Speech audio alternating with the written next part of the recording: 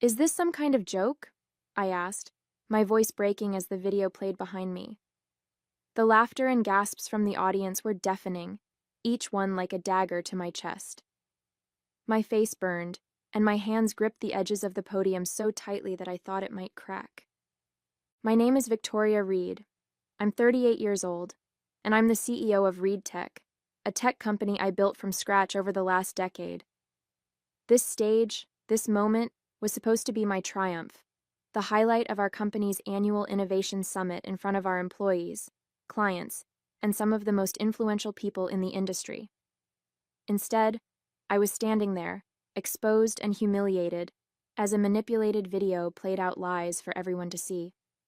Not long before, the room had buzzed with anticipation as I stepped onto the stage, the bright lights blinding me momentarily. This wasn't just another keynote speech. It was the moment. Reed Tech's annual Innovation Summit, broadcast live to thousands worldwide. The audience was a mix of employees, clients, and industry leaders, all gathered to hear about our latest breakthroughs. Months of preparation had led to this day, and I was ready. Or at least I thought I was. Just as I clicked to advance my first slide, the screen behind me flickered. I paused, turning slightly, assuming it was a technical glitch. But instead of my carefully crafted presentation, a video began to play. My heart dropped. It was a deepfake, my face, my voice, saying things I never said. The version of me on the screen was cruel, mocking employees, sneering at charitable projects, and making offensive comments about clients. Gasps echoed through the room, quickly followed by uneasy laughter, the kind that made my skin crawl. I turned back to the audience, my pulse hammering in my ears. My voice caught in my throat, but I forced myself to speak. "Well," I said, gripping the edges of the podium, "that's certainly one way to get everyone's attention." My attempt at humor fell flat, the laughter in the room shifting from nervous to derisive. The murmurs swelled. I could see people in the crowd glancing at one another, their expressions shifting from shock to skepticism. "Let me be clear," I continued, my voice faltering but firm. "What you just saw is not real. It's a fabrication. And while I don't know who's behind it yet, I can promise you—" "Is it, though?" someone called out from the back. Their voice cut through the room like a blade. More laughter followed, sharper this time. The murmurs grew louder. Phones were out, recording the spectacle as my world unraveled in real time. As I stepped off the stage, the event organizers announced a sudden 30-minute break before the next speaker.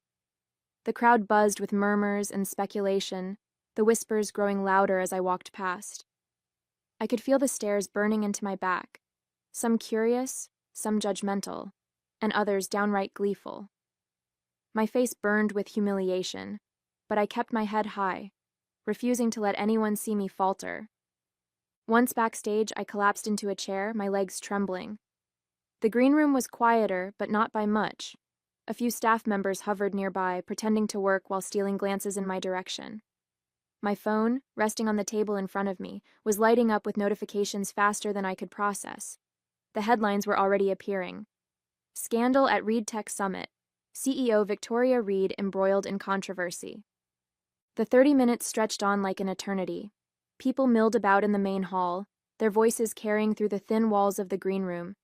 I heard fragments of conversations, my name, the words video, fake, and career ending cutting through the din.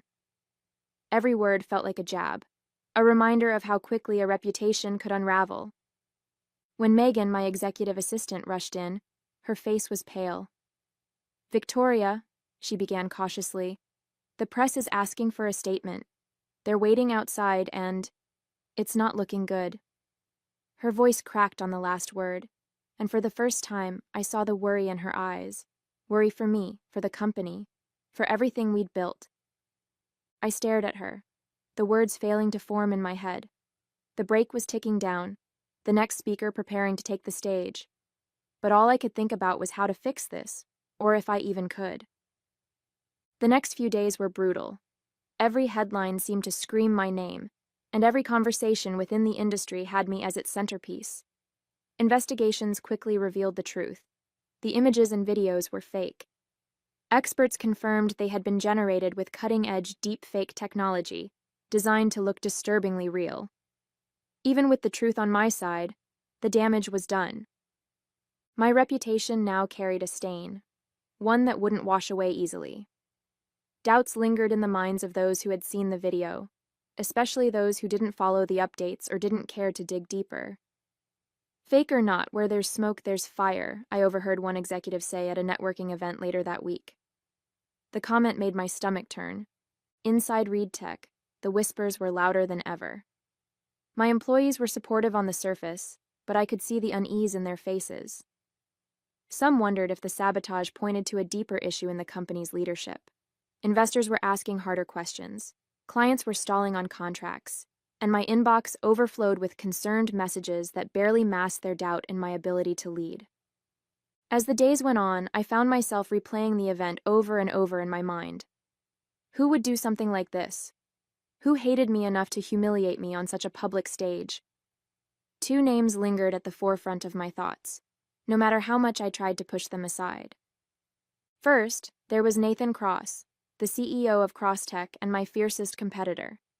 Nathan had never hidden his disdain for me, often making snide remarks at industry events about how lucky I was to lead Reed Tech. Our companies had butted heads over clients before, and I wouldn't put it past him to pull a stunt like this to tarnish my reputation and poach my business. Then there was Diana Lewis, my former business partner and co-founder. We'd started Reed Tech together, but our relationship had soured years ago after a bitter disagreement about the company's direction. Diana left, taking a settlement and a bruised ego. She hadn't spoken to me since, but I'd heard whispers about her trying to build her own company. Was this her way of getting revenge? Neither option felt right. Nathan was too brash to hide behind something like this. If he wanted to take me down, he'd do it openly. Diana, on the other hand, had always been calculated, but was she still nursing a grudge after all this time? I spent hours combing through every detail, trying to connect the dots. Nathan had the motive. Hurting me would weaken Reed Tech's standing in the industry, giving his company an edge. But the more I thought about it, the less it made sense. His style was loud and bold, not calculated. A smear campaign like this? Too subtle for Nathan. He'd rather gloat openly than pull strings from the shadows. Diana, though, Diana was different. She'd always been deliberate, measured, and painfully strategic. Our fallout had been ugly, filled with accusations and resentment. I had moved on, or at least I thought I had, but maybe she hadn't. The timing made sense. Reed Tech's success was growing, casting an even bigger shadow over whatever Diana was trying to build. Was this her way of evening the score? The thought consumed me as I paced the floor of my apartment that night. It had to be one of them, Nathan or Diana. But which one? My instincts warred with the evidence, or lack thereof. I clenched my fists, trying to push the doubt aside. Whoever it was, I wasn't going to let them win. The next morning, I walked into my office, still replaying every detail in my mind. Megan, my assistant, was already there, sorting through a stack of folders on my desk. She looked up as I walked in and immediately noticed the tension in my face. "Rough night?" she asked, offering a sympathetic smile. "You could say that," I replied, sinking into my chair. "I need your thoughts on something, Megan. This situation with the deepfake, it's eating me alive. I've narrowed it down to 2 people who could have done this." Megan pulled up a chair, her brow furrowing. "You've got my full attention. Who do you think it is?" I leaned forward, resting my elbows on the desk. Nathan Cross or Diana Lewis. Nathan has always hated me, and Reed Tech is his biggest competition. Taking me down would give him a huge advantage. But this kind of thing doesn't feel like him. He's more of a rub-it-in-your-face kind of guy. Megan nodded thoughtfully. "Yeah, Nathan's not exactly subtle. If it were him, he'd probably be gloating about it by now." "Exactly," I said. "Then there's Diana. We haven't spoken in years, but our fallout was messy. She walked away with a settlement and a grudge. She's smart, calculated. This feels like something she'd do." Megan tilted her head, considering my words. She definitely has the brains for it. And if she's still holding on to that grudge, yeah, I could see her doing something like this. I sighed, running a hand through my hair. The thing is, I don't have solid evidence against either of them. It's all just instinct. Okay, Megan said, leaning forward. Let's think this through. If it's Nathan, what's his play? How does he gain from this? He'd undermine my reputation, make me look unfit to lead Reed Tech, I replied. It would make clients and investors question the company's stability. That could open the door for him to poach our business. True, Megan said.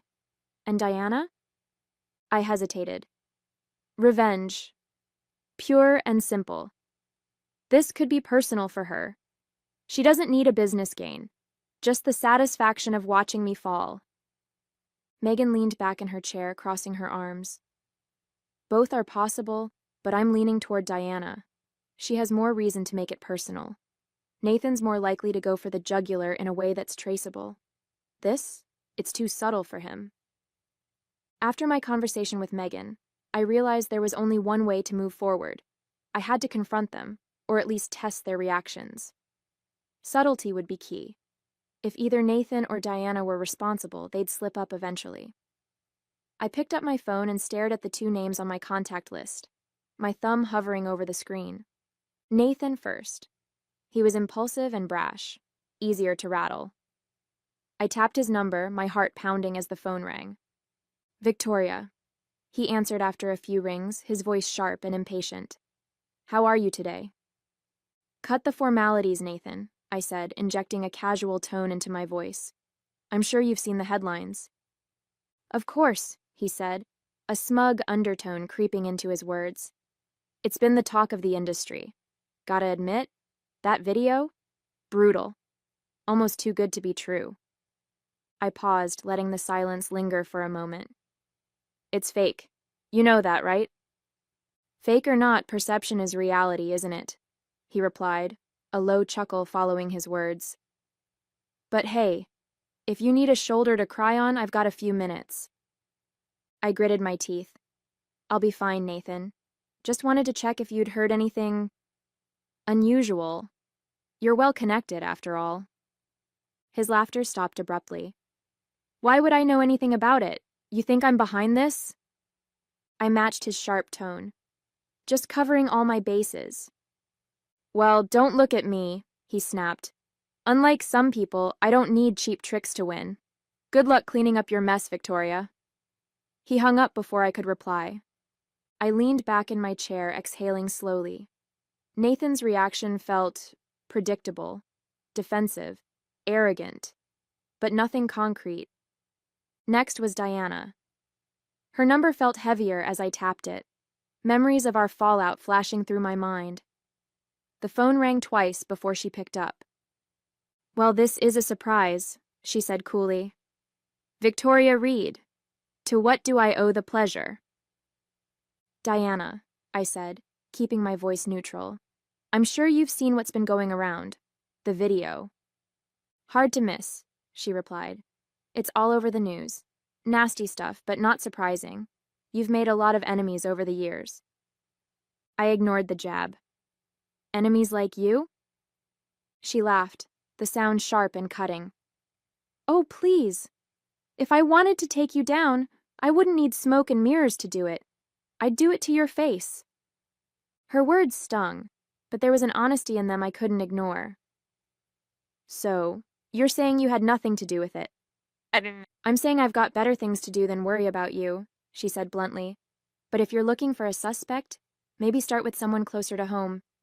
People like you don't get taken down by strangers. The line went dead before I could respond. Her words echoed in my mind, planting a seed of doubt I couldn't shake. I set the phone down, my mind swirling with possibilities. Diana's parting words echoed louder than anything else. Someone closer to home. It sounded like a throwaway comment, but it stuck with me, gnawing at the edges of my thoughts. Could she be right? Could it be someone from within my own circle? The idea made my stomach churn. I replayed both conversations in my mind, Nathan's arrogance had been expected, but his defensiveness seemed genuine. He was insulted that I even considered him a suspect. Diana, on the other hand, was cold and cutting, but not evasive.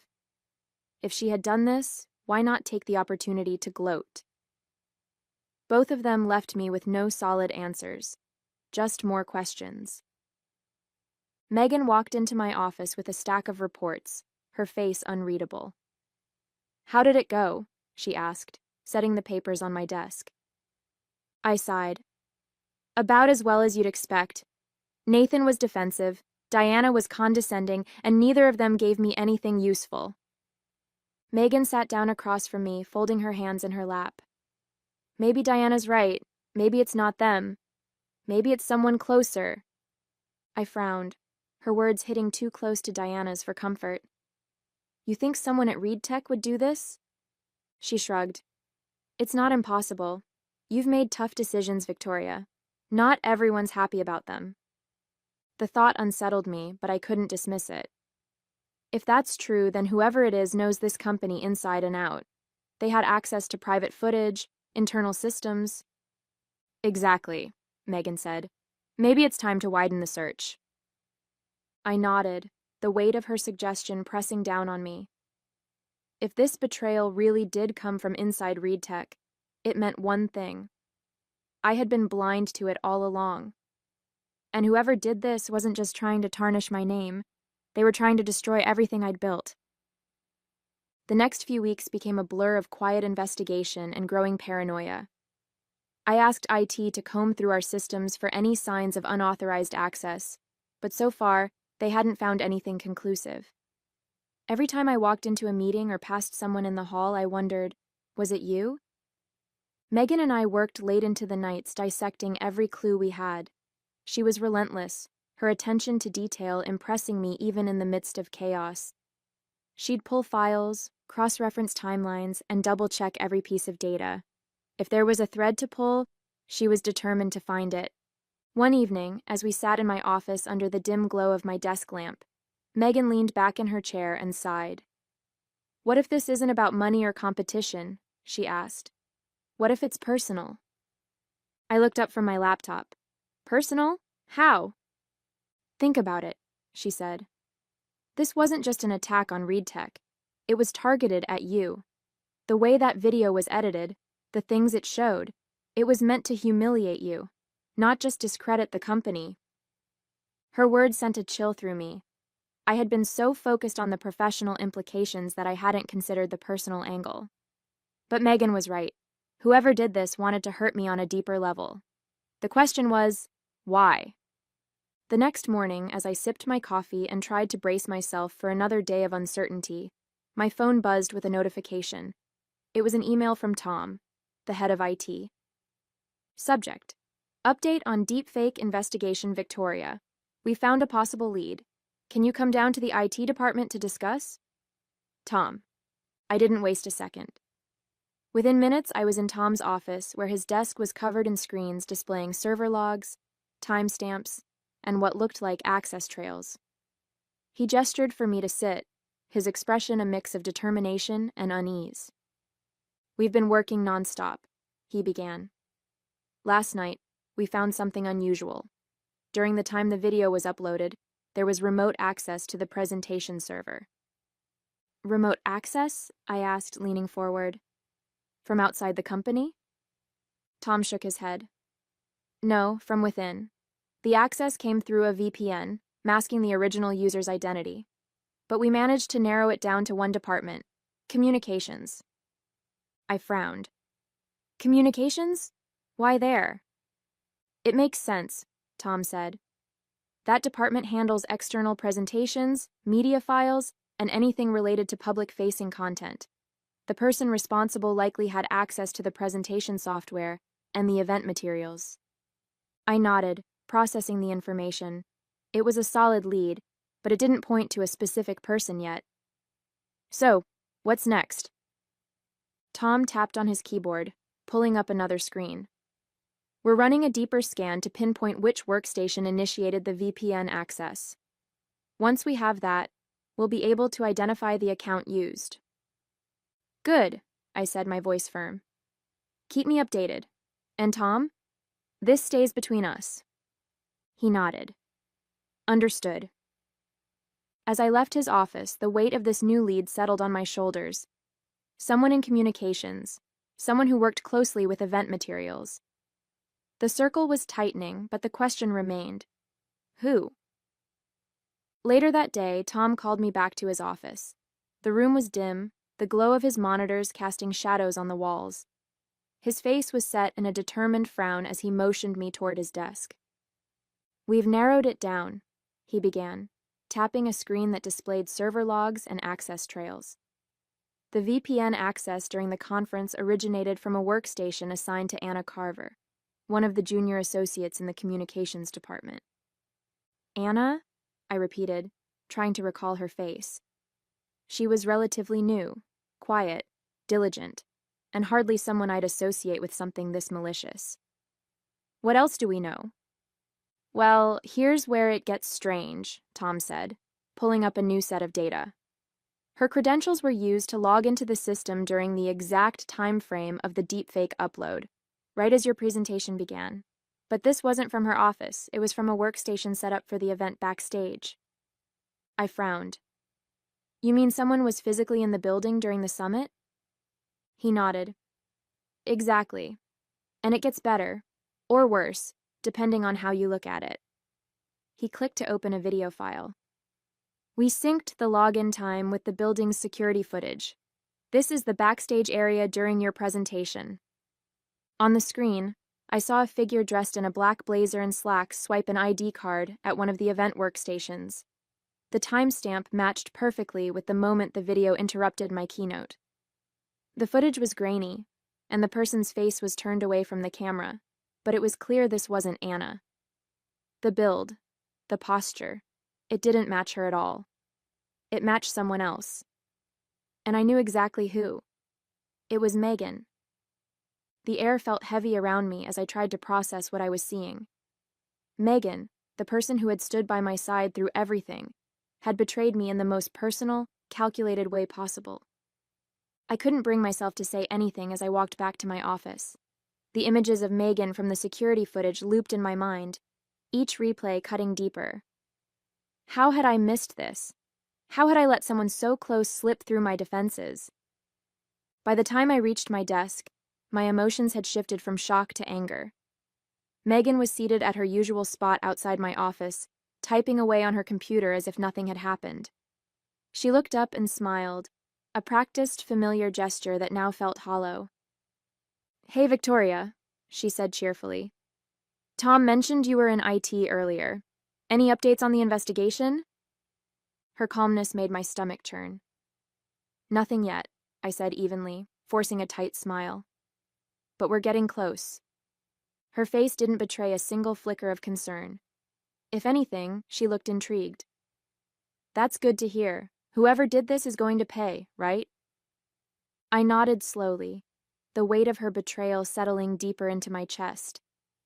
Oh, they will, I said, my voice steady despite the storm inside me. I'll make sure of it. That night, as I sat in the quiet of my apartment, the weight of Megan's betrayal pressed down on me. I stared out the window at the city lights, my mind running in endless loops. She had worked beside me for years, earning my trust and positioning herself as my confidant. And now I knew the truth. I needed to expose her, but how? The evidence was undeniable, yet the way I handled this would define not just her fate, but mine as well. A direct confrontation could work, but it would give her the chance to spin the story. Public exposure would send a clear message, but it might make me look vindictive in front of the company.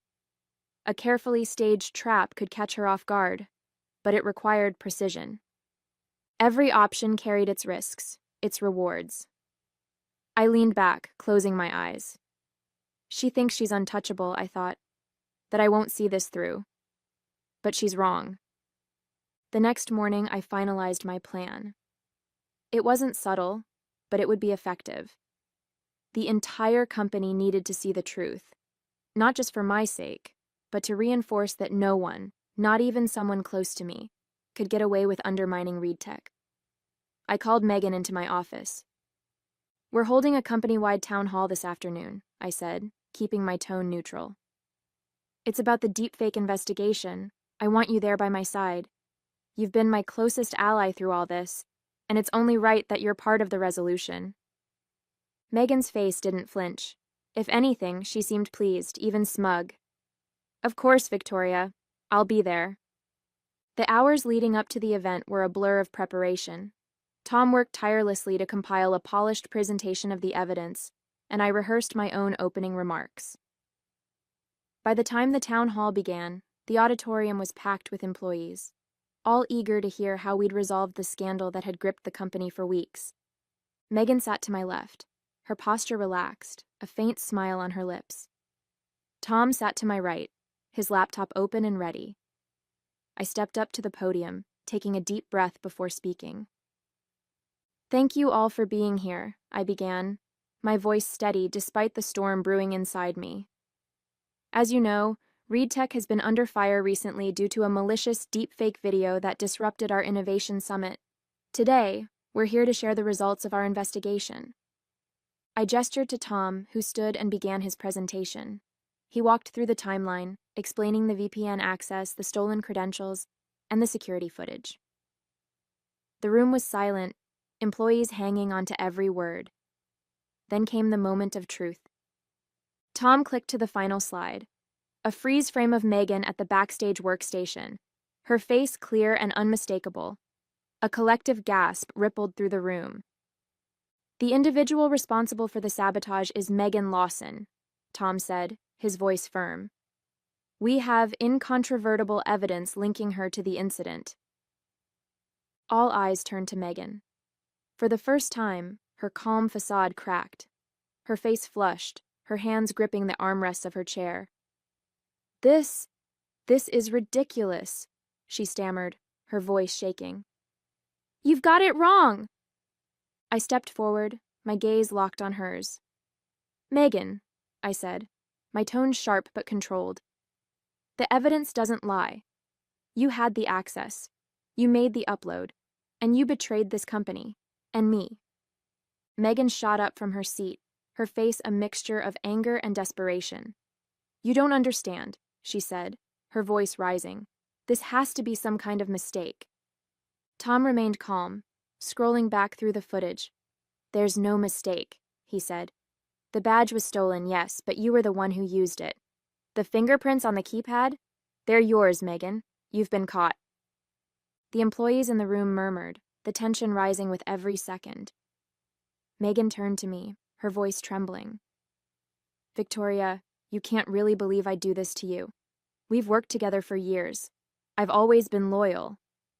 I stepped forward, my expression hard as steel. "Loyalty isn't sabotaging my career, Megan. Loyalty isn't putting the entire company at risk for your own gain. Do you have anything to say for yourself? The truth this time." She faltered, her eyes darting around the room as if searching for an escape. I was pushed into it," she blurted, her voice cracking. "I didn't want to, but..." "But what?" I pressed, my voice sharp. "Who pushed you? Why did you do it?" Her shoulders sagged as the fight drained out of her. She slumped back into her chair, her voice barely above a whisper. "It wasn't about the company," she admitted. "It was about you. You've always had everything: respect, success, recognition, and I'm just the assistant, always in your shadow." The room fell silent as her words hung in the air. She looked up at me, her eyes filled with a mix of guilt and bitterness. "I thought, if I could make people doubt you, maybe I'd finally matter. Maybe people would notice me." I took a deep breath, my heart pounding in my chest.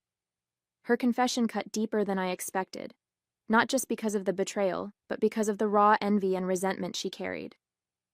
"Megan," I said, my voice softer now but still firm, "you could have talked to me.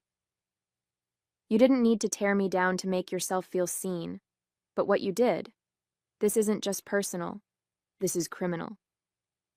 She buried her face in her hands, and I turned back to the employees seated in the room. Reed Tech is built on trust, I said, my voice steady.